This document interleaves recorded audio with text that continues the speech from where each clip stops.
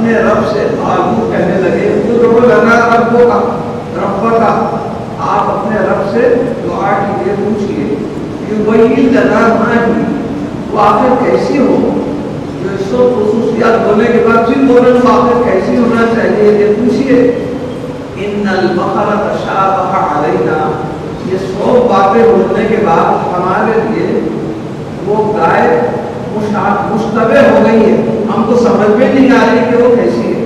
حالانکہ اللہ تعالیٰ رنگ بیان کر دیا، عمر بھی بیان کر دیا کہ پوری نہیں ہونا، چھوٹی بچڑی کی جیسی نہیں ہونا، درمیانی عمر کی ہونا، اور رنگ کا کھلا بھی ہو تو تیز گہرا رنگ ہو جس سے آنکھوں کو سرور، یہ تمام اللہ تعالیٰ نے ان کو نشانیاں بنا دی، لیکن اس کے باوجود بھی پھر پوچھ رہے ہیں کہ وہ آخر کیسی ہو، ہمارے نظر میں تو مشتبہ ہو گئی، لیکن اتفاق سے ان کی زبان سے نکلا وَإِنَّا إِنْ شَاءَ اللَّهُ لَمُهْتَدُونَ، اور بے شک ہم اللہ چاہے تو راستے پر آ جائیں گے، یعنی وہ ویسی گائے کو مل جائے گی۔ یہ انہوں نے اپنی طرف سے ایک زبان سے کہا۔ اب اللہ تعالیٰ مزید اس کی اور تشریح کرتا ہے۔ قال إنه يقول إنها بقرة لا ذلول تثير الأرض ولا تسقي الحرث۔ اب اللہ تعالیٰ نے اس کی مزید ایک تشریح فرمائی، بے شک اس نے فرمایا إنها بقرة، وہ ایسی گائے ہو، لا ذلول تثير الأرض، عرض کہتے ہیں زمین کو، تثیر کے معنی اس میں کھیتی باڑی کرنے کو تثیر کہتے ہیں، تو ذلول کہتے ہیں نیچے درجے کی، ایسے نیچے درجے کی بھی گائے نہ ہو کہ جو ہل جوتنے کے لیے یا کھیتی باڑی کرنے کے لیے اس کو استعمال کیا جاتا ہے، ایسے کام کے لیے نہیں ہونا چاہیے۔ ولا تسقی الحرث، تسقی سقا سے ہے، سقا کے معنی ہے پینا، حرث کے معنی ہے کھیتی، کھیتی کو پلانے کا بھی کام اس سے نہ لے، کیونکہ بعض لوگ کیا کرتے ہیں موڑ کے اوپر جانوروں سے پانی کو سینتے ہیں، سیننے کے بعد پھر اس کو کھیتوں میں پہنچاتے ہیں، سیراب کرتے ہیں، تو پانی پہنچانا کہتے ہیں۔ تو ایسی گائے ہو، ہل بھی جوتنے کا کام اس سے نہ لیا جائے اور پانی بھی سیننے کا اس سے کام نہ لیا جائے۔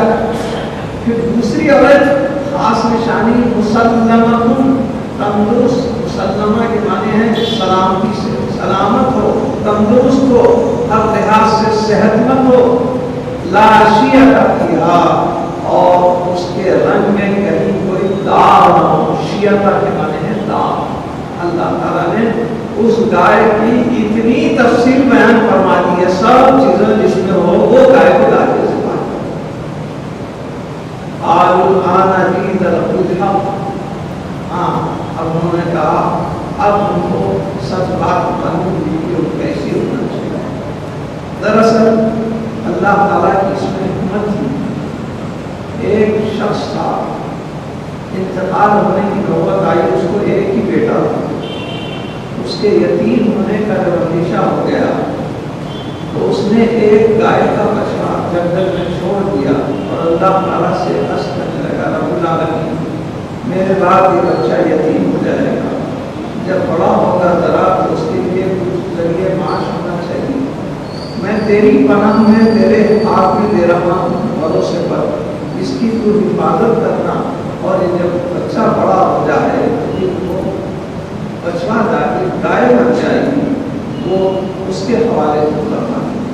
اس کے بعد ادھر بچہ جا کے گائے بن رہی ہے اور بچہ ادھر بڑا ہوتے چلے گا۔ اتفاق سے جب ذرا بڑا ہو گیا تو ماں کہنے لگی کہ دیکھو تمہارے والد تمہارے لیے ایک بچہ جنگل میں چھوڑ کے گئے تھے تاکہ تمہارے روزگار کا ذریعہ ملنا، جاؤ وہ جنگل میں فلاں جنگل میں چھوڑے تھے، اللہ کی حفاظت میں چھوڑے تھے، اور مجھے یقین ہے اللہ کی جب حفاظت میں تو اس کو کوئی ہاتھ نہیں لگایا، جاؤ جا کے اس کا حاصل کرو۔ گئے تو کیا وہ صحیح سلامت تھی، اور اتفاق کی بات یہ ہے کہ اس کے اندر وہ تمام خصوصیات تھیں جو خصوصیات اللہ تعالیٰ بیان کرتا چلے آتا، جیسے زیادہ بڑی نہیں ہونا، بینی ہونا، جوان ہونا، اس کا رنگ زرد ہونا اور تیز گہرا رنگ ہونا کہ آنکھوں پر جان چلائے، اور پھر اس سے کوئی ہل چلانے کا بھی کام نہ دیا گیا، وہ آزاد رہے، اور کوئی اس سے پانی سیراب کرنے سیننے کا بھی کام نہ دیا گیا۔ یہ تمام خصوصیات جو اوپر بیان کیے گئے، یہ تمام خصوصیات اللہ نے اس کے اندر رکھی تھی۔ اس سے کوئی حل بھی نہیں چلایا، کوئی پانی بھی نہیں سیندا، اور اس کی عمر بھی ایسی تھی کہ وہ زیادہ بڑی بھی عمر نہیں تھی، چھوٹی عمر تھی، اور جیسے زرد رنگ کا اللہ نے فرمایا اس کو ویسی زرد رنگ تھا، اور گہرا گہرا ایسا رنگ کہ آنکھوں کو دیکھنے پر بڑا سرور اور خوشی حاصل ہوتی ہے کہ لاشیتا، اس پر کوئی داغ اور دھبا بھی نہیں۔ جو خصوصیات اللہ نے فرمائے اس کے اندر موجود تھی۔ اب ماں نے کہا دیکھو اب اس کو گائے کو نکال لو، لیکن اب ہم اس کے اپنے ذریعے معاش کے لیے استعمال کرنے کا طریقہ یہ ہے کہ اس کو ہم فروخت کریں، تو لے جاؤ بازار میں اور فروخت کرنے کی کوشش کرو۔ لوگ کہیں گے 3 اشرفی میں اس کو ہم خریدتے ہیں، تو کہنا اچھی بات ہے، میں معاملہ کرتا ہوں، مگر میں اپنی ماں سے جب تک نہیں پوچھا اس تب تک کے اوپر نہیں گرتا۔ یہ گیا جنگل میں اور اس کو بازار میں فروخت کرنے کے ارادے سے، تو ایک شخص آیا کہا میں 3 اشرفی دیتا ہوں، یہ گائے دے دو۔ بچہ بولا اچھی بات ہے، میں تیار ہو جاتا ہوں، مگر اپنی ماں سے جب تک نہیں پوچھا تم کو نہیں دیتا۔ چلے گیا ماں سے جا کے کہا کہ تم 3 اشرفی دینے کے لیے تیار ہے، اپنی دے دو۔ ماں نے کہا نہیں، دیکھو 6 اشرفیوں کا مطالبہ کرو، لیکن وہ زیادہ دے گی تو یہ شرط رکھنا کہ میں اپنی ماں سے جب تک نہیں پوچھا اس وقت نہیں دوں گا۔ تو گیا تو پھر وہ شخص ملا، کہا میں 3 نہیں 6 اشرفی دیتا ہوں، ایسی صورت میں تم مجھے گائے دیتے؟ اس نے کہا اچھی بات ہے میں دیتا ہوں، مگر میں اپنی ماں سے جب تک نہیں پوچھا نہیں دیتا، ماں سے آ کے پھر پوچھا۔ اس کے بعد ماں سمجھ گئی کہ یہ کوئی نہ کوئی اللہ کا بھیجا ہوا فرشتہ، لہٰذا اس نے کہا اب اس سے تم یہ پوچھو، اگر وہ پھر کہے کہ میں اتنے اشرفی دیتی ہوں تو تم مجھ سے پوچھو کہ میں بیچ دوں یا نہ بیچ دوں۔ اب کے جب گئے اس شخص نے اب 12 اشرفی کا آفر کیا، پہلے 3 پھر 6 اب 12 اشرفی، اور اس کے ساتھ کہا کہ تیری ماں سے پوچھنا نہیں بغیر اس کے دینا۔ اس نے کہا اب یہ سوچو میں یہ بیچوں نہ بیچوں، یہ میرے کو مشورہ، کیونکہ میری ماں پہچان لیے تم فرشتے ہیں، لہٰذا اس کو میں خریدنا بیچنا چاہیے یا نہیں یہ مشورہ دو۔ میں نے کہا کہ ہاں اللہ کا حکم ہے تم بیچو، مگر ان کو یا میرے کو مت بیچو، بلکہ اب بنی اسرائیل میں سے لوگ ڈھونڈنے آئیں گے، اللہ تعالیٰ نے ایک چند خاص قسم کی نشانیاں شناخت کی، ایک گائے کو ذبح کرنے کے لیے منتخب کرنے کے لیے، تو ان بھی آئے گا وہ ایسی قسم کی گائے کو ڈھونڈیں گے تو وہ سب نشانیاں تمہاری گائے میں موجود رہیں گی، تو تم ان کو 30 اشرفی 3 اشرفی 12 اشرفی نہیں بولنا، تو کتنی قیمت بولنا؟ تو کہنا ہے اس کی جو کھال نکلے گی، چمڑا نکلے گا، تو چمڑا بھر کر سونا مجھے دیے تو میں تمہارے کو یہ گائے دیتا ہوں، یہ کہنا۔ بچہ آ کے اپنی ماں سے کہہ دیا کہ ہاں آپ بولے ویسا ہو، میرے سے کہنے لگا کہ بیچو، مگر اس کی قیمت یہ بتانا ہے کہ ذبح کرنے کے بعد اس کی چمڑی نکلے گی، کھال نکلے گی، اس میں بھر کر جتنا سونا آتا ہے اتنے سونے کی قیمت مجھے دیں گے، تو میں تمہارے گھر حوالے کرتا ہوں۔ اب لوگوں کے پاس اللہ کا حکم آ گیا، اتنے ہیلے بہانے کرے، اب کوئی بہانہ باقی نہیں تھا، کیا کرنا چاہیے؟ آخر تلاش کرتے کرتے یہ بچے کی ماں کے پاس آئے کہ ہم کو یہ گائے کی ضرورت ہے، اللہ کے حکم سے ہم ذبح کرنا چاہتے ہیں۔ یہ معاہدہ ہو گیا، اس کے ذبح کرنے کے بعد چمڑے میں سونا بھرنا، جتنا سونا ہوگا وہ اس کی قیمت ہوگی، راضی ہو گئے۔ اس کے بعد فرمایا قالوا الآن جئت بالحق فذبحوها وما كادوا يفعلون۔ اب اس کے بعد کوئی بہانہ نہیں، کوئی عیب نہیں دیکھے، بلکہ اس کو اللہ کے حکم کے مطابق ذبح کر دیے، اس کا چمڑا بھر کر جو بھی سونا ہوتا ہے وہ عورت کے حوالے کر دیا۔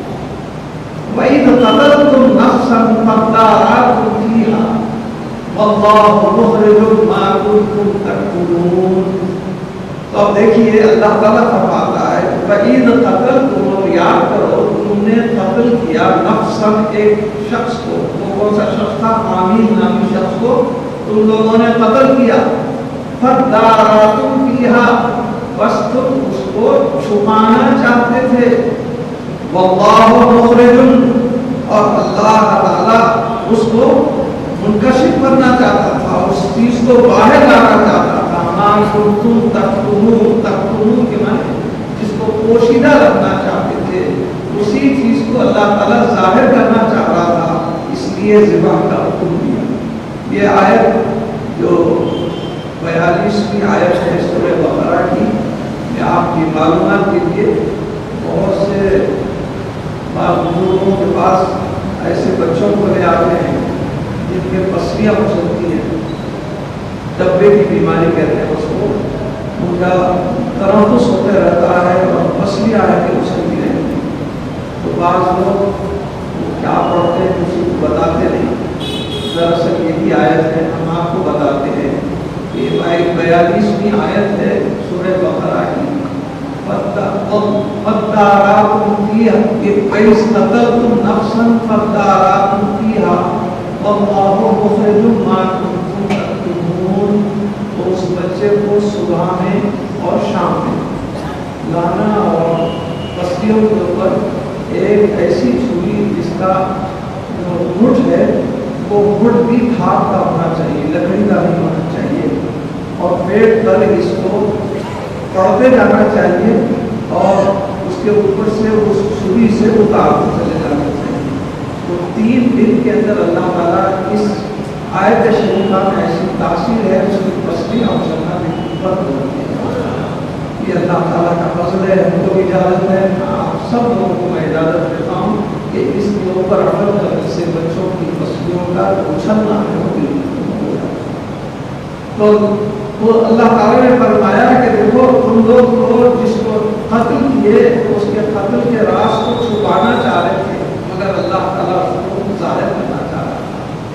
فَقُلْ نَضْرِبُوهُ بِبَعْضِهَا، لہذا ہم نے کہا تعلیم کریں، لہذا ہم نے فرمایا اضربوه، ضربہ کے معنی مارنا یا ٹچ کرنا.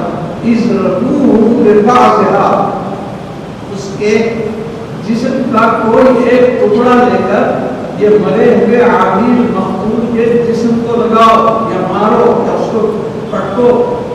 كَذَلِكَ يُحْيِي اللَّهُ الْمَوْتَى، اور اس کے ساتھ ہی اللہ تعالیٰ کی شان ہوگی کہ جو مر گیا ہے وہ فوری یحیی زندہ ہو جائے گا. اللہ تعالیٰ اس کو زندہ کرے گا. اس کے گوشت کی روٹی سے، چاہے وہ کوئی گوشت کا ٹکڑا ہو، زبان کا ٹکڑا ہو، کان کا ٹکڑا ہو، دم کا ٹکڑا ہو، باہر اس کے جسم کو ہونا چاہیے، لیکن اس کے جسم پر دے مارو تو وہ فوری زندہ ہو جائے گا. وَيُرِيكُمْ آيَاتِهِ لَعَلَّكُمْ تَعْقِلُونَ، اور تم لوگ اللہ تعالیٰ کی نشانی دیکھیں گے اگر تم کو کچھ عقل چاہیے. تو رب العالمین اس واقعے کے ذریعے، یہی غائبہ بقرہ کا یہ تفصیلی واقعہ ہے جو میں نے آج بیان کیا، اسی وجہ سے اس سورہ کا نام ہی سورہ بقرہ ہے. بقرہ کے معنی ہے گائے کے، چونکہ اس میں گائے کا واقعہ بیان کیا گیا ہے اس لیے اس کو سورہ بقرہ. اسی طرح الم تر کیف فعل ربک باصحاب الفیل ہے، اس کو سورہ فیل کہتے ہیں، جس کے اندر وہ ابرہہ کے خلاف وہ اپنا حاکم میں لشکر لے کر آیا، اس کا واقعہ اس میں لکھا ہوا ہے کہ اللہ تعالیٰ نے ابابیل سے کس طریقے سے ککریاں نیچے گروائیں اور اس کے عذاب سے خانہ کعبہ کو منہدم کرنے ڈھانے کی نیت سے آیا تھا. اس وقت تو اللہ تعالیٰ نے اپنے عذاب کے ذریعے ایک ایک ہاتھی پر ایک ایک ابابیل کے چوٹ سے اور پنجوں سے گرا ہوا ایک کنکرا اس کے لیے ایٹم بم ثابت ہوا اور ایک ایک ہاتھی وہی ڈھیر ہو کر پڑ گیا. تو اس کو کہتے ہیں سورہ فیل، اس کو کہتے ہیں سورہ بقرہ. اس وجہ سے جو واقعہ بیان کیا جاتا ہے کسی سورہ میں، اسی کے نام سے اس سورہ کا نام ہو جاتا ہے، موصوف کیا جاتا ہے. عام طور پر سورہ بقرہ جو کہتے ہیں تو یہ اس گائے کے اس تمام واقعے کا اس میں ذکر تفصیل سے کیا گیا، اس لیے اس کو سورہ بقرہ کہا جاتا ہے۔ اب اللہ تعالیٰ نے جیسا کیا ارشاد فرمایا تھا انہوں نے کیا اور وہ زندہ ہو گیا۔ زندہ ہوتے کہا کہ یہ شخص نے جو مدعی دعویٰ کر رہا تھا کہ میرے چچادہ بھائی کو کون مارا ہے ڈھونگ رچا رہا تھا، یہ زندہ ہوتے بتا رہا ہے ارے اصل قاتل تو یہی ہے جو میرے کو قتل کیا ہے۔ تو اس کو قتل کیے اور اس کے سزا دے کر اس کا قصاص میں اس کا قتل کر دیے، یہ سب واقعہ ہو گیا۔ یہ تمام ہونے کے بعد دراصل اس کے اندر راز بھی اللہ تعالیٰ نے بہت سے رکھے۔ سب سے بڑا راز یہ ہے کہ وہ لوگ اللہ تعالیٰ کے قیامت کے دن سب کو دوبارہ اٹھائے جانے کے عقیدے کے اوپر یقین نہیں کرتے تھے، تو اللہ تعالیٰ نے اس واقعے کے ذریعے ان کو یہ بھی یقین دلایا دیکھو میری ایسی قدرت ہے کہ ایک مرے ہوئے کو تمہاری آنکھوں کے سامنے زندہ کر کے بتا رہا ہوں، تو کل کے دن کیا مردہ لوگوں کو میں زندہ نہیں کر سکتا؟ تو اللہ تعالیٰ اپنی قدرت کا ثبوت اس کی دلیل دینے کے لیے واقع ہے۔ اور پھر دوسرے میں نے کہا تھا کہ زندہ کے بجائے مردے کے گوشت سے زندہ کر کے یہ بھی بتایا کہ مردے گوشت سے مردے کو زندہ کیا گیا ہے۔ یہ دراصل عقیدے سے اس کا تعلق ہے، جو لوگ اس کے اوپر یقین نہیں کرتے تھے تو ان کے لیے دلیل اللہ تعالیٰ نے پیش کی۔ میں نے اور دوسرے دلائل بھی اور انشاءاللہ آئندہ آئے گی، جیسے ابراہیم علیہ السلام کی میں نے آپ کے سامنے دلیل بیان کی آئندہ آئے گی، لیکن اب یہ علم یہ اللہ تعالیٰ کے مردوں کو اٹھانے کا، کل کے دن قیامت میں سب کو زندہ کرنے کا جو ایک اللہ تعالیٰ نے عقیدہ ہمارے لیے رکھا ہے، لوگ جو اس کے اوپر یقین نہیں کرتے تھے ان کے لیے ثبوت بھی نہیں آیا ہے۔ لیکن یہ لوگ ایسے تھے کہ دل نہیں تھے، دل کی جگہ پتھر تھے، اتنی دلیل دیکھنے کے بعد بھی یقین نہیں کرتے۔ اللہ تعالیٰ اس میں ایک اور نقطہ یہ دیتا ہے کہ میں تو خیر رب العالمین ہوں، میرے تمام دلائل تھے، یہ تو میرے نبیوں کے ذریعے معجزے کراتا ہوں تاکہ لوگ جو یقین نہیں کرے یقین کر لیں، اور جب میرے محبوب خاتم النبیین بن کر تشریف لائے، اب کوئی نبی آنے والا نہیں ہے، تب ان کی امت میں اولیاء آتے رہیں گے اور وہ کرامات بتاتے رہیں گے، اس کو دیکھ کر یقین کرنا پڑے گا۔ تو اس طرح رب العالمین کی قدرت کے کرشمے جاری و ساری ہیں، نبی تھے تو معجزے کرامت ہیں اولیاء اللہ کے لیے، اور رب العالمین یہ چاہتا ہے کہ جو مر گئے، کئی ایسے اولیاء اللہ کے بھی کرامات موجود ہیں جو مرنے کے بعد ان کو زندہ کرنے کی، حضور صلی اللہ علیہ وسلم کے ایسے معجزات بھی ہیں جس میں مرنے کے بعد لوگوں کے زندہ ہونے کا ثبوت موجود ہے۔ جیسے شواہد النبوہ میں ایک معجزہ سرکار کا لکھا ہوا ہے کہ ایک صحابی حضور صلی اللہ علیہ وسلم کو دعوت دیے، بیوی سے آ کے کہنے لگے کہ دیکھو تیار کرو، گھر میں اگر کچھ بکری روٹی ہے اس کو کاٹ کے گوشت کا سالن اور اس کے ساتھ ساتھ روٹیاں تیار کرتے رہو۔ یہ بیوی سب تیار کر رہی تھی کہ عجیب اتفاق ہوا کہ اس کے 2 بچے تھے، دونوں بیٹوں میں سے ایک بیٹا چھتیوں کو چڑھاؤ اور اس کے بعد دوسرے اپنے بھائی کو یقین دیا، وہ بچہ نیچے گرا اور فوت ہو گیا۔ اس کو بڑا رنج ہوا کہ میرا بھائی چلے گیا، وہ بھی نیچے گرا اور دونوں بھی مر گئے۔ اب دیکھیے یہ محبت رسول کا یہاں پر امتحان ہو رہا ہے کہ 2 بیٹے ہیں کہ مر گئے ہیں، رسول کی دعوت کرنا ہے تو کس کو ترجیح دینا ہے؟ وہ بیوی ایسی عقل مند فریض تھی کہ اپنے دونوں بیٹوں کو لے جا کر ایک کمرے میں چادر اڑا کے سلا دی، نہ شوہر سے کوئی ذکر کیا نہ کچھ نہ کیا۔ دعوت کے لیے جو اہتمام تھا سرکار دو عالم صلی اللہ علیہ وسلم کے لیے دسترخوان بچھا دیا گیا۔ اس کے بعد حضور نے دریافت کیا کہ بھئی تم لوگ تو موجود ہو لیکن تمہارے بچے کہاں ہیں؟ اللہ تعالیٰ نے آپ کو غیب سے 100 واقعات بتا دیے تھے، حضور کو سب چھپی ہوئی باتوں کا اللہ تعالیٰ نے دیتا ہے اور دیا ہے۔ تو آپ نے پوچھا تمہارے بچے کہاں ہیں؟ انہوں نے کہا کہ گئے ہیں باہر، آ جائیں گے۔ کہا کہ ان کے آنے تک میں کھانا نہیں کھاؤں۔ اب یہ مجبور ہو گئی تھی شوہر کے سامنے بھی اور حضور صلی اللہ علیہ وسلم کے سامنے بھی۔ ذرا صبر و تحمل کا اندازہ لگائیے کہ سرکار کی دعوت کو اتنی افضلیت دے رہے ہیں کہ اپنے بیٹے قربان قربان ہو گئے ہیں مگر اس خوشی کو برابر تعلیم کر لیے ہیں. سرکار کی دعوت کا اہتمام کر رہے ہیں. تمام واقعات سرکار کے سامنے بیان کر دیے. آپ نے فرمایا کہاں ہیں دونوں کے ڈیڈ باڈیز لے کے آؤ. حضور کے سامنے جب لے آئے تو آپ نے کہا اللہ کے حکم سے اٹھ جاؤ. ان دونوں کے اندر اللہ تعالیٰ نے زندگی عطا فرمائی اور دو دسترخوان پہ سرکار کے بیٹھے کھانے. حضور کے بھی بہت سے معجزات ہیں. حضرت غوث اعظم رضی اللہ عنہ کی بڑی کرامت بہت مشہور ہے کہ ایک مرتبہ اتفاق سے راستے سے جا رہے تھے. چند عیسائیوں اور مسلمانوں میں بحث مباحث ہونے لگے. عیسائی کہنے لگے دیکھو ہمارے جو پیغمبر تھے وہ تو مردوں کو زندہ کر دیتے تھے, تمہارے میں کوئی پیغمبروں میں کوئی ایسی تم جو جن کے امتی بولتے ہو ان کے اندر کوئی ایسا معجزہ ہے؟ تو آپ نے فرمایا میرے سرکار کے معجزے زندوں کو اٹھانے کے لیے ہے. تمہارے پیغمبر تو صرف مردہ انسانوں کے جسم میں تن و جان ڈالتے تھے اللہ کے فضل سے, لیکن میرے آقا کا یہ معاملہ ہے کہ وہ مردہ کنکریوں کے اندر بھی جان ڈال دیا تھا. ان کے معجزے ایسے. لیکن جب میرے نبی کی بات کر رہے ہو تو بہت بڑی ہے. میں ان کا ایک امتی ہوں. میں تم اگر چاہیں کوئی مردہ ہے تو بتاؤ اس کو میں زندہ کر دیتا ہوں, اور وہ بھی دنیا میں نہیں کسی خبر میں دفن ہے تو بولو میں خبر سے اس کو اٹھا کے بتا دیتا ہوں. جلال میں آگے طے کیا گیا کہ قدیم قبرستان میں لے کے جائیں. وہ جو غوث پاک بھی ہیں یہ لوگوں کا مجمع بھی ہے, قبرستان میں چلے جا رہے ہیں. لوگ اطراف اپنا کے پڑوسی دیکھ کے حیران پریشان ہیں کہ عام طور پر قبرستان میں جب کوئی لوگ آتے ہیں تو ساتھ کوئی نہ کوئی جنازہ رہتا ہے, مگر یہاں کوئی جنازہ ہے نا کچھ نہ کیا مجمع ہے کے اندر چلے آتا ہے. تو بعد میں آپ نے خود فرمایا بولو تم اس قبرستان میں کون سی خبر سے مردے کو زندہ کرو.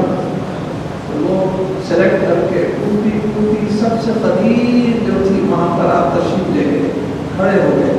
اس کے بعد آپ نے فرمایا یہ تقریباً 200 اور 300 برس کے درمیان پہلے مرے ہوئے شخص کی خبر ہے, اور یہ دراصل ایک گانے والا تھا.